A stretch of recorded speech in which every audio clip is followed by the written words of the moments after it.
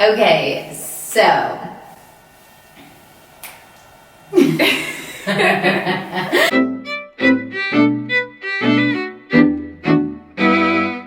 so I'm here in Maddie's house, my friend from Peace Corps, and she is awesome.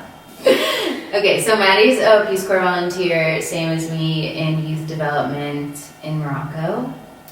She speaks Arabic way better than me. She does amazing work in her community, so I wanted to interview her because a lot of people are curious about what Peace Corps volunteers do, and she's an awesome example. So here we are. So where do you work? What places?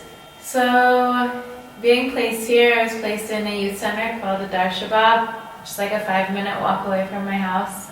But I don't just work there, I also work with different women's cooperatives that sell pastries and with the Sewing Association and throughout the Kasars in my commune, the little villages within the commune. So you don't only work in this one village? Right. That's cool to know. So you're placed in a town, but some people are able to work in surrounding villages or towns. So you said you were assigned to the Dar Shabab. Mm-hmm. Do you have to work at the place you're assigned to? I don't really know how to answer that. I guess no, because not everybody does.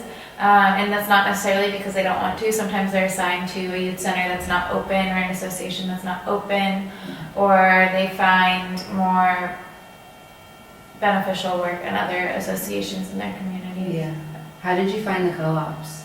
I met some women through the aerobics classes I was teaching at the youth center, and just like in developing relationships with them was like asking questions about what's missing from their community, doing PACO, which is like the needs assessment that we do with Peace Corps, and then started asking questions. And the woman that actually turned me on to the idea of starting co-ops, she had been asking my host dad to help them start co-ops for a while. But since he's family, he was nervous that, because he's so well respected in the community, he didn't want the community to think he was only helping his own family. Yeah. And so my host dad, Maddie. yeah, my host dad and I, the way that we kind of came up with a solution to that was to like create sensitization sessions for all of the villages within the commune. And so through that we had like over 60 women coming to the 3 sensitization sessions that we did, waited for them to kind of group themselves up, figure out what kind of like inter-group politics was going to get in the way without our involvement. Right.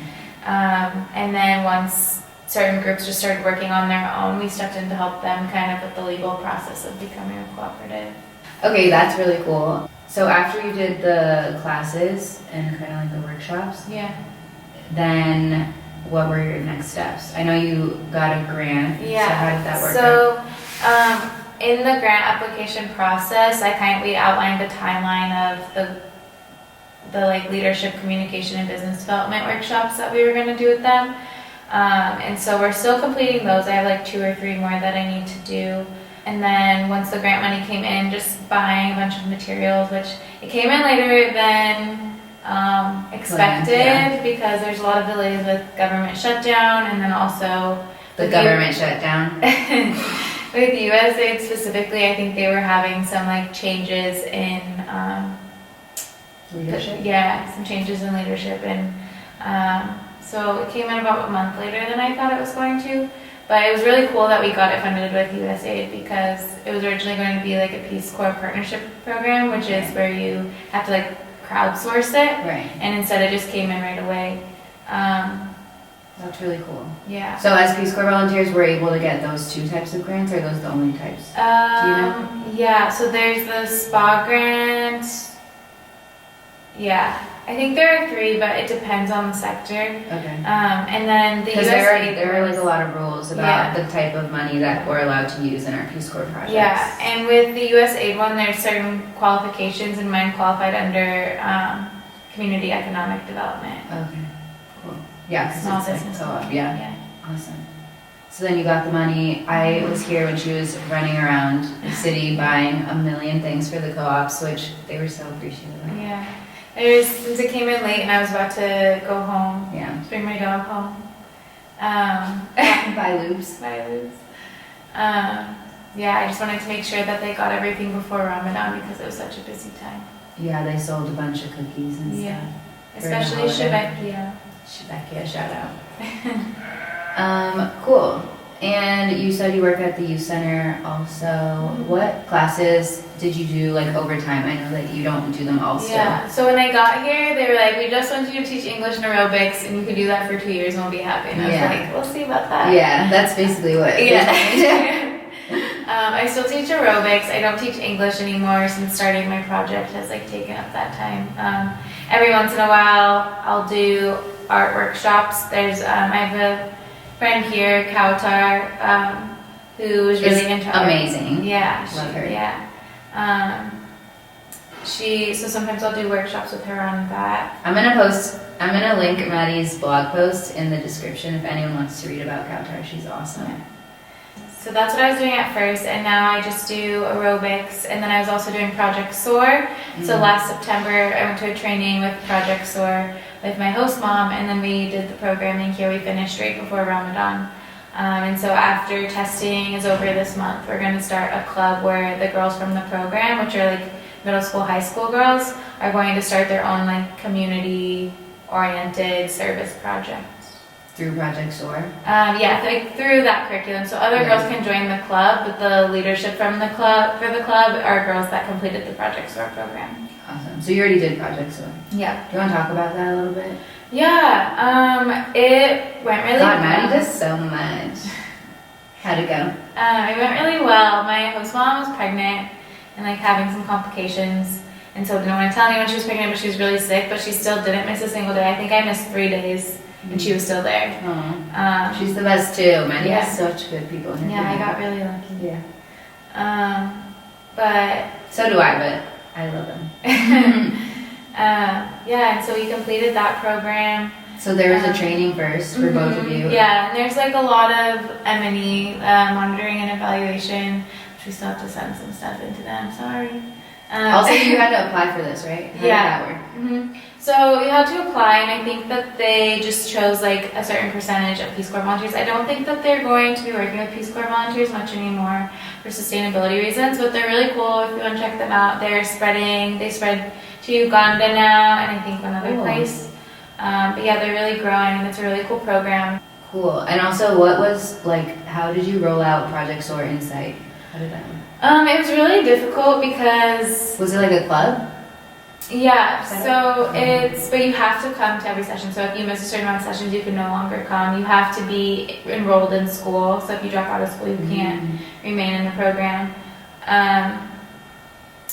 And so we had to do a parent meeting first. And since I wasn't here, because my mom was visiting, and so we were traveling around, and so my host dad is the one who's like really connected with the community, and he brought a bunch of kids that were too young for the program because he didn't go to the training, and in his mind he was like, we want this for younger kids, when you want to start young. That's not what the program is. And so we ended up starting later than we had planned because we had to do a different session and parents didn't want to come, and mostly it was just kids coming. And so having to get out, there's like permission forms and like registration forms that they have to fill out in order to be able to come. And so we started with like over 30 girls, and then as girls started dwindling out, as happens, I think we ended up with 17 that stayed through the whole program. That's awesome still. Yeah. Did you do it at the Darshabah? Yeah. Cool. Those are like all good examples, especially with Project SOAR and even the grant, like how things like go wrong sometimes, but you can totally like maneuver it, be flexible and adaptable. Especially with time in Morocco and a lot of other places that are the same, like that culture, same like American culture of like being on time, have this structure. It can be really hard for volunteers, especially ones that have been really successful in that kind of structure. But to just be able to go with the flow and be able to plan that maybe this might take 2 or 3 more months than I had planned on. It That's why we're here for so long. So true. What would you say is like the quality in yourself that helped you with work specifically? I would say definitely like adaptability and resiliency. It can be hard sometimes to like bounce back Yeah. to feel jaded. But to just like be really like relationship oriented has helped me to not be as jaded as some other volunteers, because I found relationships here that make me happy to be in site, make me happy to be working. Right. Yeah, and it like takes time. Like that's like the basis of a lot of work, and relationships are not just like, oh, you got here and you're done. Like, I think a lot of people saw the beginning of service after that first 3 months of travel ban as like, well, we're not working yet, so like let's travel. And I think that that really harmed their ability to start projects in their sites, because they didn't do that important groundwork. Yeah, that groundwork and that integration work. Yeah. And I feel like that's our whole job. Yeah. Is integrating, and like the successful projects, or even the ones that aren't successful, are just like the aftermath of that. And I think some people have like different benchmarks of like, I'm integrated. Some people it's just like, okay, I've met enough people. Right. And some people it's something different. And I honestly don't think we're ever going to be integrated, especially just in 2 years into a culture that we weren't raised in. There'll always be like social norms and things that go right over our heads. Yeah. That's such a good point. Like we're never gonna be like Moroccan. We're never gonna be one of them. Like it doesn't matter how much they love us, how much we love them. Right. And we're not here to be Moroccan. Right. That doesn't mean reject all social cultural norms. Yeah. But it does mean like finding that balance for yourself. Yeah. How has gender played a role? I think overall with culture, it doesn't always feel like it's playing a big role until one day something just like puts you over. Sometimes it can be something small. Sometimes it can do with respect. So it's not that somebody is being disrespectful, but because something I perceive something to be disrespectful because of my culture. I can keep telling myself that it's not disrespectful, but it doesn't take away the feeling that like piles up after like action after action. And I think that is what can be the most difficult. And with gender, some of the best people that I've met, men, can still have that kind of like gender superiority lens, even though like they can vocalize that like they believe in gender equality, but they don't see how their own culture and like the views of people around them have affected their own perceptions of the world. And so just being open-minded to that, and like understanding context when working with people, and if you have a relationship, to be able to have those conversations, then that's really great too. Right. Have you ever traveled for work to work with someone else? Or I'm going done to like a camp? Yeah, I'm doing my first 2 camps this summer. My site mate and I are doing an English camp, not an English camp, a glow and bro camp. So girls leading our world and boys respecting others. And we're also doing an English camp with a teacher, just like doing some classes at it. I'm not sure if it's still happening though, because we're waiting to hear back from him. Yeah. But typical. Yeah. And then I think I'm going to go help a volunteer with a grant project. He's building a park in, I think, outside of an orphanage. That would be cool. Yeah. Awesome. It's fun to work with other volunteers. Yeah. It's a good time, and you can get like free days to leave your site. What's it like having a site mate? It's definitely different. Maddie got a site mate a year in. Yeah. Basically. Yeah. So I was the first person in my site, and then when I was first asked if I wanted a site mate, I was like, no. And like the first person ever to serve here, so they never had a Peace Corps volunteer. And part of it was that I think a lot of it was just that like I had gotten so comfortable here, and it's kind of scary to have like the idea of like all that comfortability that you developed in a year be completely like flipped upside down the next year, which definitely happened, but not necessarily like for the worst. I think that the community is definitely benefiting. We originally wanted a male volunteer because a lot of the work that like is more culturally appropriate for a female to do, I was already doing. And there was a lot of work, especially with the populations that I don't feel like I can reach as well, like older male populations, to be done. But we couldn't find a host family that was willing to take a male in for that first month, which we have found now. So I'm maybe hoping, next time. I'm hoping next year they'll bring a male in. But yeah, it's definitely an adjustment having somebody come in that doesn't really know what it's like to have been in Peace Corps for a year already, and they don't have any of that like knowledge yet. Right, and to like understand that like we are in different places and everyone's so excited and eager, which is great. Like that energy definitely rejuvenated me, and I think has helped me a lot in my work. But yeah, there've definitely been struggles, but it's an adjustment. Yeah. How many hours would you say you work? It depends. Yeah. So I feel like a lot of the work you do has been like in like spurts. Yeah. Is that how you say it? Yeah.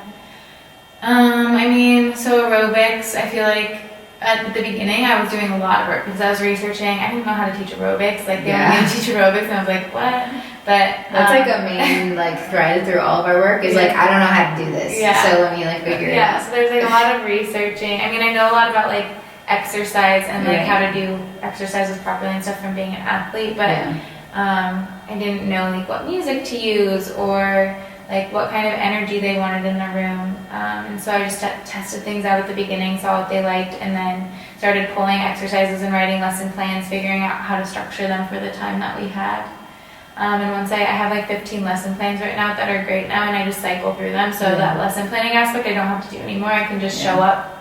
And so now that's what, 2 hours out of my week, twice a week I do it for an hour. It used to be like 10 hours a week at the beginning.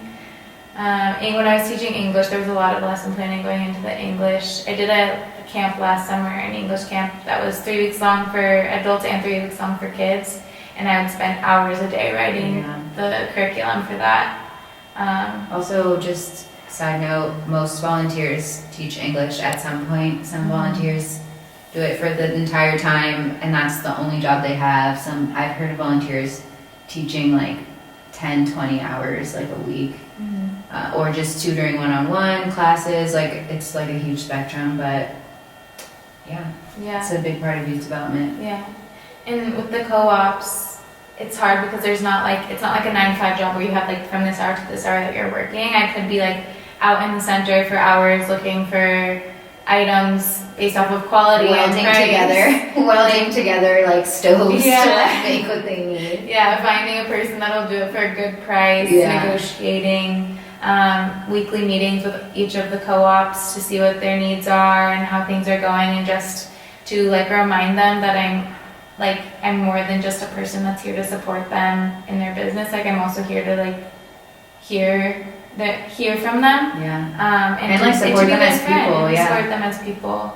I'm sure you've seen a lot of growth in the women who like literally had nothing going on, like business wise, I guess, in their lives, and now they're literally running co-ops. Yeah, and just like that, the communities have been benefiting so much too. Like indicator wise, there have already been at least 3 other co-ops and associations that have been created without you. Out of the inspiration from these other 4 co-ops. Like they have business cards, people. This is not a joke. And so just kind of like seeing and like reminding them that they are leaders in their community, not just for other women, but for the youth in the community who now get to see that like, oh, this is a possibility for my future. That like entrepreneurial spirit. Yeah, that's so dope. That's like one of my favorite projects of yours. I'm really proud of you. How has language played a role in your work? My host dad is the only person that speaks English in this site, so it's been like really crucial to learn language. Like when I said that I needed a sight reader, I was like, they need to be good at acquiring language, because you can't really be successful without it. But honestly, it's kind of just like come naturally, probably more so because I have to use it so much. That's good. Sometimes I can't speak English anymore. I know, I can seriously. only think of words and It's embarrassing. Just kidding. So you had to like dedicate a lot of time to studying and like translating your work, right?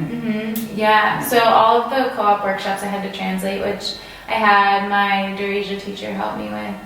And then I gave them all myself. I had my host dad there next to me, not necessarily for language help, but for cultural help mostly, because that's a really good point. Yeah, because I might have like a good example to help them understand a concept that they've never conceived of, but he knows from like their perspective and from their life experience a better way of like a better example to like help them understand.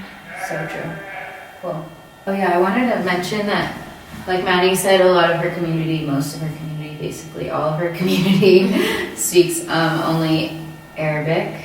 But some people have like 10, 15 people who speak English in their town, which is helpful. I know one person who speaks English, but also it depends like who's going to be available, you know, like my guy works at the commune. He's like super busy all the time. He like comes to classes after work. But language is really going to vary on like how much you need, and you're kind of going to have to wait and see. But I would say language is one of the hardest things about working here. You know, like culture is hard too. But if you can communicate at all, like you can, like you said, have input from someone else about culture. But language has probably been my biggest challenge. Yeah. And also like being social, which is like a part of integration, has been probably my biggest challenge with work, because people are really social here and extroverted on, like for the most part in my opinion, but I'm introverted, so it's hard to engage as much as like the culture, you know, like requires of people. So that's about Maddie's work journey. Thanks for sharing. Yeah. I really appreciate it. I know people are really gonna enjoy hearing about this. I'm really proud of Maddie and all the work she's been doing and continues to do. And I'll talk about my work journey. It's not, we have totally different experiences, which is just a testament to what Peace Corps is. Everybody has such a different experience with work, with culture, with their community, with even food. Like everyone has such a different experience. It's insane. Like Maddie lives near a city, but it's like a small city, so she has a different experience from a volunteer who's close to Marrakesh, for example, or me who's near nothing. So like you have to take everything, not with a grain of salt, because everyone's experience is really profound and important, but just kind of get more information, you know, like the more information, the better.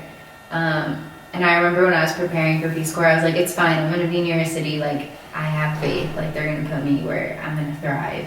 I'm gonna have work, I'm gonna have this, I'm gonna have that. And not that like my site didn't work out, but I didn't necessarily get everything that I was expecting, you know? Because everyone says Peace Corps is gonna be different for everyone. And I'm like, yeah, but like I'm gonna get the good one, like the good situation. And like some things are amazing about my situation and some things are more difficult to deal with, but you learn to figure it out and like adapt, and it honestly works out. I think that is maybe another thing that has helped me, is that I didn't go into Peace Corps with any expectations. Like even in applying, I didn't apply to Morocco. I said put me anywhere. I did say youth and development, but I said put me anywhere, and so I had more expectations of living in a place where I didn't have access to Wi-Fi, potentially no access to electricity. We're in like Posh Corps, which I'm definitely gonna talk about on the channel, because it's like a weird concept. Right. Like look where we are, people.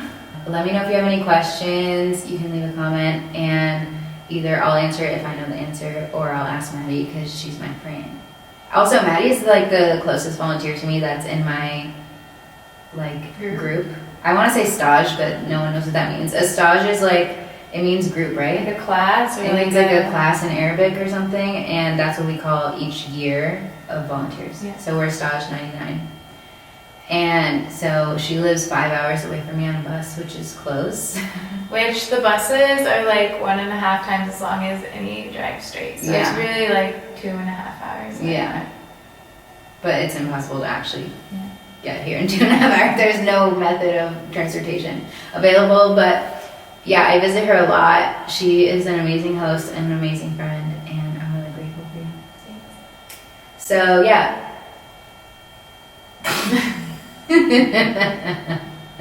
I hope we weren't too awkward. I'm awkward generally, and Maddie's never been on camera. I've been on camera. You can look it up. It's not.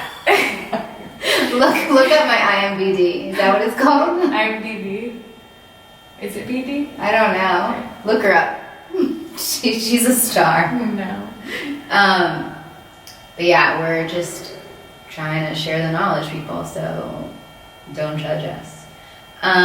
Yeah, like the video. That's what you're supposed to say, man. like the video. Like the video, subscribe, let me know if you have questions or recommendations or want to know anything else.